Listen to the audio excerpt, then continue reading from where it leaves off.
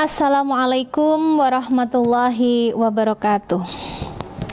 Alhamdulillah, anak-anakku sekalian, marilah kita bersyukur atas segala nikmat yang Allah berikan kepada kita semua, berupa iman, Islam, dan ihsan.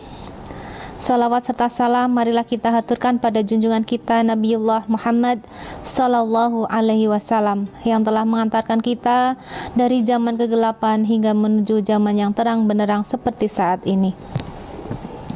Anak-anakku sekalian, Ustadzah ucapkan selamat datang di Madrasah Mu'alimat yang akan menempuh pendidikan selama 6 tahun. Insya Allah ini adalah upaya anak-anakku sekalian dalam rangka meningkatkan kualitas diri, baik dari segi ilmu pengetahuan, iman, akhlak, dan ihsan. Anak-anakku sekalian, marilah kita awali terlebih dahulu pertemuan kali ini dengan baca basmalah. Bismillahirrahmanirrahim.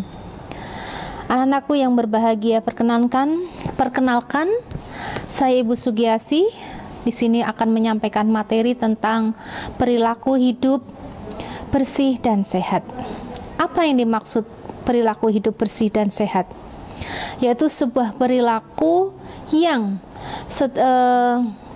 dipraktekkan oleh setiap individu dengan penuh kesadaran dan harus berperan aktif dalam mewujudkan lingkungan yang sehat, baik dari individu maupun secara berkelompok.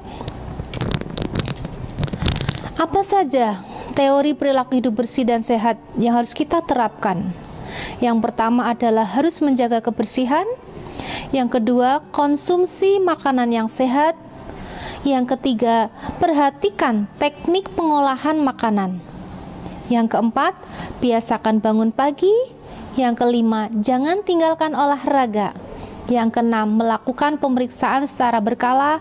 Dan yang keenam, hindari perilaku atau kebiasaan buruk yang bisa mempengaruhi atau membawa pada keburukan. Anak-anakku sekalian yang dirahmati Allah, yang Ustadzah banggakan, ya, karena anak-anak akan memasuki asrama harus mandiri, yang selama ini ketika di rumah ada dalam pantauan orang tua, dalam bimbingan orang tua, namun berbeda ketika tatkala memasuki asrama, di mana segala aktivitas, semua kepentingan itu diurus oleh diri sendiri. Maka di sini akan melahirkan jiwa-jiwa yang berperilaku mandiri. Nah, kaitannya dengan hal ini tentu sangatlah penting sekali untuk menjaga kebersihan agar kita bisa mewujudkan pola hidup yang bersih dan sehat. Apa saja yang harus kita perhatikan? Di antaranya adalah bagaimana kita memiliki tingkat kepedulian yang tinggi terhadap lingkungan hidup, rasa tanggung jawab, ya, baik bersih diri maupun lingkungan. Begitu juga nanti kita akan mewujudkan perilaku gotong royong yang akan terwujud melalui piket kelompok maupun piket secara massal. Anak-anakku sekalian, yang pertama adalah menjaga kebersihan. Pertama, kebersihan diri yang menyangkut dengan masalah anggota badan. Di antaranya, kita harus menjaga diri kita seperti menjaga rambut, kemudian ada mata, ada telinga, ada mulut, ada tangan, ya, kuku, serta kaki. Nah, ini harus kita jaga kebersihannya. Dengan cara bagaimana menjaga kebersihan diri, di antaranya adalah mandi 2 kali, ya, bisa kita lakukan setiap pagi dan sore. Begitu juga gosok gigi, ya, sebelum tidur, bangun tidur, ya, diutamakan sekali untuk menggosok gigi. Kemudian keramas paling tidak 3 hari sekali. Potong kuku, ya, jangan lupa seminggu sekali, ya, dan mengenakan sepasang sandal bila hendak bepergian. Nah, ini yang menyangkut dengan kebersihan badan. Nah, anak-anakku sekalian, penting sekali menerapkan kebersihan badan ini karena akan berefek pada diri kita sendiri, tentu akan membawa pola hidup yang bersih dan sehat. Bila mana kita tidak melakukan itu, akan mempengaruhi hal negatif yang akan kita dapatkan nanti. Seperti misalnya tidak mandi, maka akan menimbulkan badan baunya tidak enak, ya, sehingga bisa menyebabkan teman-teman tidak mau bergaul dengan kita. Ya. Nah, kemudian selain kebersihan pribadi, ini juga yang harus diperhatikan adalah memperhatikan kebersihan fasilitas-fasilitas yang ada di sekitar kita, atau juga fasilitas-fasilitas yang kita miliki, ya. Nah, ini ada rasa tanggung jawab ini sepenuhnya harus ditanamkan dari sekarang, ya, karena ini akan membentuk sebuah kebiasaan atau perilaku. Bila mana kita menanamkan kebiasaan-kebiasaan baik dari saat ini, maka akan mewujudkan perilaku yang baik di masa yang akan datang dan seterusnya. Apa saja fasilitas-fasilitas pribadi dan fasilitas-fasilitas yang di asrama sebagai tempat tinggal kita? Nah, kita awali dulu dari fasilitas-fasilitas pribadi, seperti misalnya tempat tidur. Ya, tempat tidur yang kita tempatin harus dijaga kebersihannya, kerapiannya. Gunakan tempat tidur sebagaimana fungsinya, ya. Jadi harus bersih, rapi. Saat mau tidur harus dirapikan, ya. Ketika bangun tidur juga harus dirapikan dan dibersihkan, ya. Letakkan bantal secara rapi, selimut kemudian dilipat, ya. Jangan sampai meletakkan barang-barang secara menumpuk-numpuk, ya, di atas tempat tidur. Itu akan menimbulkan pemandangan yang tidak enak. Nah, itu diantaranya mengenai tempat tidur yang merupakan bagian fasilitas yang akan anak-anak tempatin. Nah, selain tempat tidur juga ada pakaian, ya. Pakaian yang anak-anak miliki harus juga diperhatikan kebersihannya, ya. Diantaranya bila mana sudah selesai mengenakannya dan itu sudah kotor misalnya, maka segera letakkan di tempat khusus pakaian yang kotor, seperti misalnya ember atau keranjang, ya. Dan setelah itu diupayakan tidak melakukan penumpukan pakaian kotor, karena bisa menimbulkan aroma yang tidak sedap, bau yang tidak enak, dan ini bisa mengganggu, ya, bisa mengganggu aktivitas kita karena berada di lingkungan yang tidak enak, ya. Selain itu juga akan menyebabkan adanya kumpulan-kumpulan nyamuk. Nah, di sini. Nah, sebisa mungkin tidak ada penumpukan pakaian cuci, maka disinilah pentingnya juga menanamkan pola tidak menunda-nunda satu pekerjaan, ya.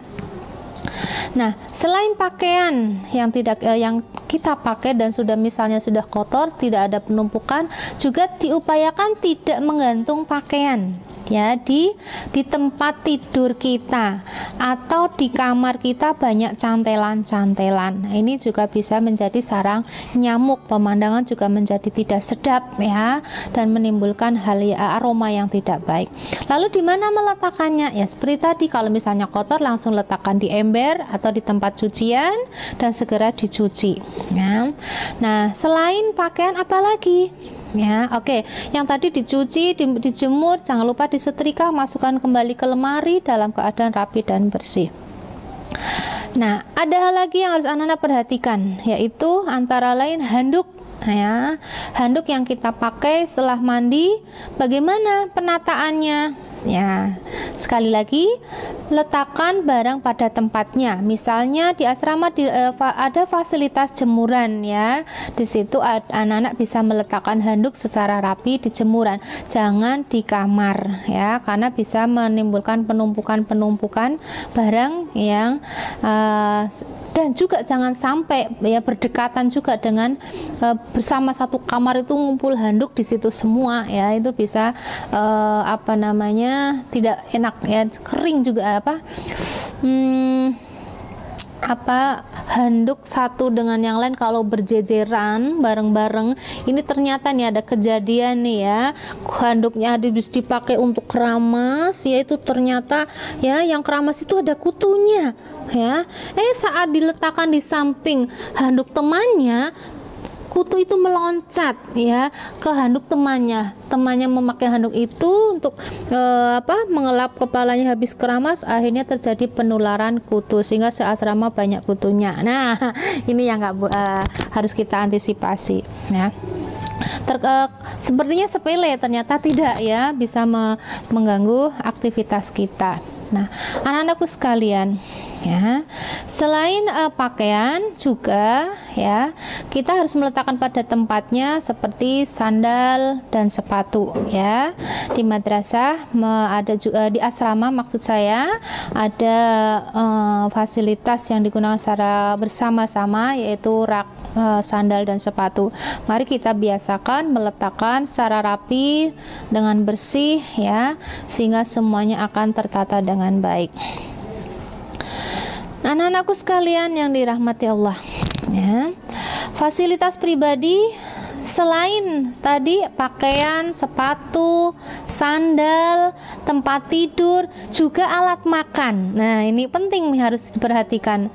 Alat makan yang akan kita gunakan harus dalam keadaan bersih. Lalu siapa yang bersihkan? Ya kita. Ya, disinilah pola menanamkan perilaku mandiri. Selesai makan harus juga segera dicuci. Jangan diletakkan dalam keadaan masih kotor atau membiarkan tidak dicuci, karena kita harus masing-masing semuanya mencucinya sendiri-sendiri ya. Akan menimbulkan hal yang tidak baik bila mana semuanya menunda mencuci piring. Nah, kesannya pekerjaan yang kecil ya, tapi ternyata ini tidak bisa kita abaikan. Fasilitas asrama yang dimana kita akan tinggal di sana juga perlu mendapatkan perhatian yang besar, perhatian oleh semua yang ada di situ, yang tinggal di asrama, karena akan mempengaruhi kualitas hidup sehat pada diri kita masing-masing.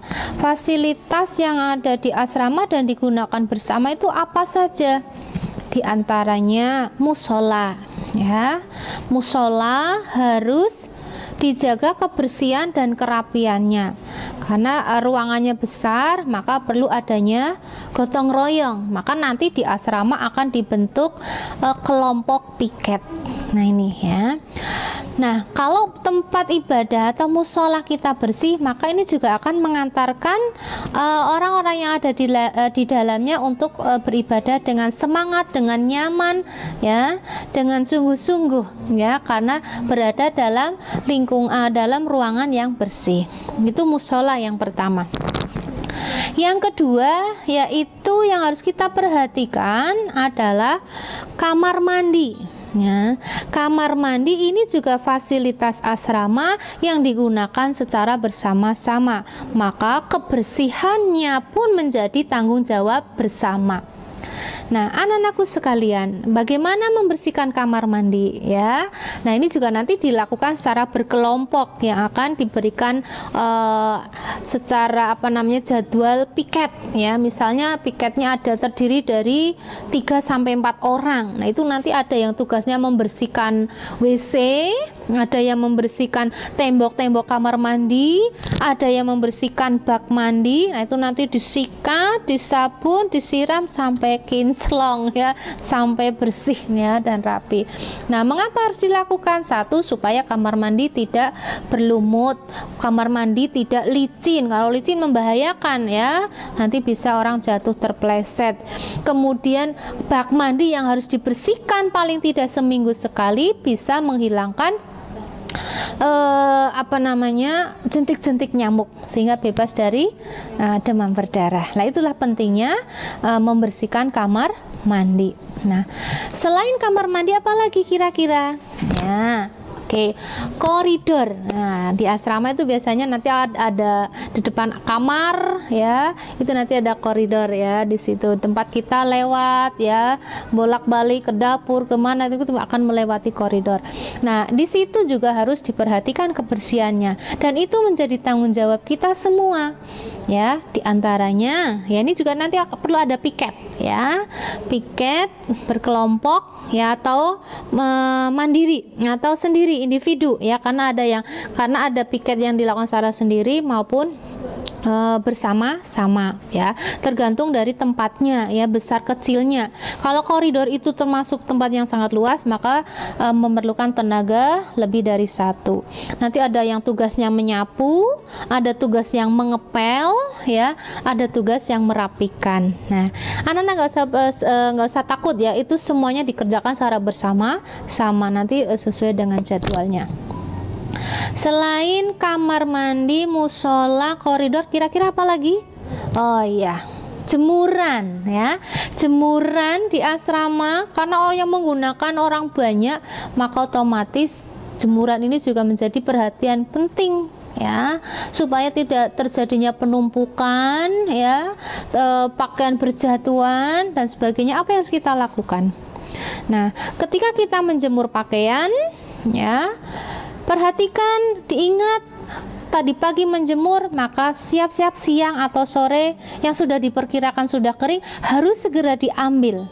Jangan menunda-nunda. Coba apa yang terjadi kalau seasrama atau paling enggak 10 orang atau 20 orang mencuci, kemudian menundanya nanti lagi ya, mengambil pakaian-pakaian kering itu nanti lagi, besoknya ada lagi yang nyuci dan seterusnya. Maka apa yang terjadi ya? Maka jemuran itu sangat penuh dan tidak kondusif. Yang lebih parahnya lagi kalau jemuran pada jatuh ya, kemudian terinjak-injak, maka itu kemungkinan besar ya, pakaian yang terjatuh nggak diambil lagi ya, dibuang. Nanti anak-anak lapor, "Ma, baju saya hilang ya, ini saya hilang." Nah, coba, ini sebenarnya tidak hilang, tapi karena tidak teratasi ya. Jadi harus kembali pada diri kita ya. Kita nyuci baju, hari itu kita jemur, kita ambil, kita setrika. Jangan menunda-nunda. Ingat bahwasanya kita hidup di situ tidak sendiri, tapi hidup bersama-sama ya. Kita harus memperhatikan bahwasanya tempat ini adalah fasilitas bersama. Jadi jangan sepenuhnya menjadi milik kita dalam arti kita sepenuhnya memakainya dan semaunya, tidak. Ya, baiklah anak-anakku sekalian yang Ustazah banggakan, berkaitan dengan anjuran mengkonsumsi makanan yang halal dan sehat. Kalau dalam bahasa Al-Quran adalah makanan yang baik ya, kita mengartikannya adalah makanan yang sehat. Agar memiliki tubuh yang sehat, kita harus memperhatikan pola makan kita ya, dengan mengkonsumsi makanan-makanan yang sehat. Dalam Al-Quran surat Al-Baqarah ayat 168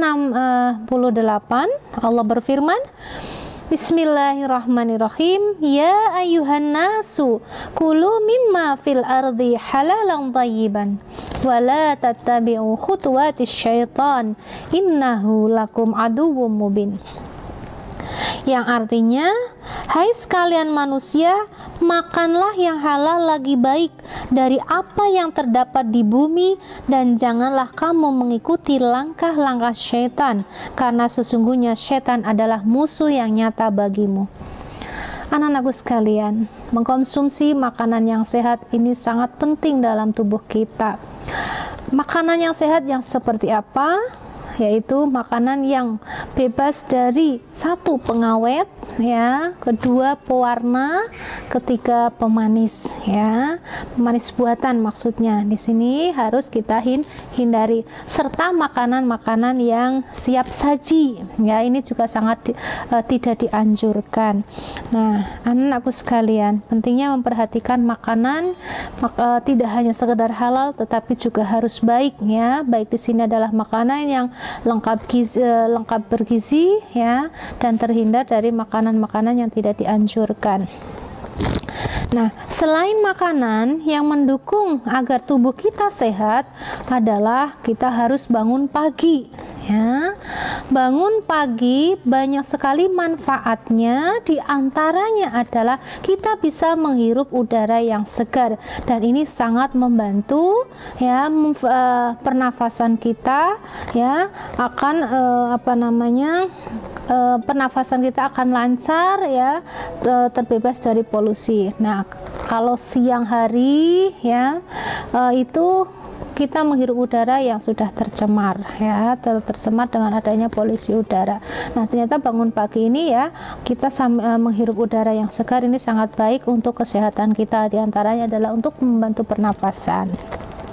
Selain untuk kesehatan, nah ketika kita bangun pagi maka kita bisa mengikuti kegiatan-kegiatan tanpa harus terburu-buru, karena kita bisa memplanning ya, bangun pagi ngapain ya, bangun pagi ambil air wudhu, bersih-bersih diri, ambil air wudhu, kemudian mempersiapkan diri untuk sholat, misalnya sholat tahajud, kemudian baca Al-Quran, kemudian mengikuti sholat jamaah, seterusnya. Jadi planningnya enak ya, bangun pagi ini akan tertata. Nah, selain bangun pagi, kita juga harus memperhatikan, harus memiliki agenda untuk olahraga ya. Jangan sampai kita tidak berolahraga. Gerakan kita ya, contoh naik turun tangga itu sangat membantu ya. Ini bagian dari olahraga ya. Jadi jangan mager ya, malas gerak, tapi kita harus banyak melakukan aktivitas yang positif, yang ini mampu membantu organ-organ tubuh kita menghasilkan energi ya. Nah, itu lalu hal-hal apa saja yang harus kita hindari, yaitu seperti merokok. Nah, ini juga perilaku buruk ya, jangan sampai ada dalam lingkungan kita ya, jangan sampai kita lakukan, karena merokok itu juga selain yang merokok maupun yang menghirup asapnya juga tidak sehat. Nah, itu kemudian narkoba ya, kemudian apalagi, yaitu buang sampah secara sembarangan ya, kemudian meletakkan sesuatu tidak pada tempatnya ya. Ini adalah beberapa hal perilaku buruk yang harus kita hindari. Nah, perilaku yang tidak baik ini akan berdampak ya pada dirinya sendiri maupun pada lingkungan sekitar ya. Pada diri sendiri dampaknya apa? Satu ya, kesehatan kita akan terpengaruh ya, mudah sakit. Di antaranya apa? Demam berdarah karena lingkungan yang kotor, lingkungan yang kumuh ya, banyak cantelan pakaian ya, banyak rendaman, kamar mandi yang tidak pernah dibersihkan sehingga ada jentik-jentik nyamuk. Itu salah satu di antaranya menimbulkan penyakit demam berdarah. Kemudian akan banyak tikus ya, karena misalnya kita buang makanan secara sembarangan ya, atau banyak meletakkan barang-barang yang tidak perlu ya, sehingga terjadi penumpukan. Ini juga menyebabkan lingkungan menjadi tidak sehat ya. Akhirnya kembali pada diri kita, kalau imun kita lemah ya, kemudian di situ banyak sarang penyakit, nah ini akan mudah menyerang pada diri kita ya, sehingga kita akan mudah sakit. Mudah sakitnya diantaranya apa selain demam berdarah? Yaitu seperti kita demam ya, seperti batuk pilek ya, kepala pusing, badan lemes. Nah, ini karena efek dari lingkungan yang tidak sehat dan imun kita pas tidak kuat. Nah, ini itu diantaranya yang kedua.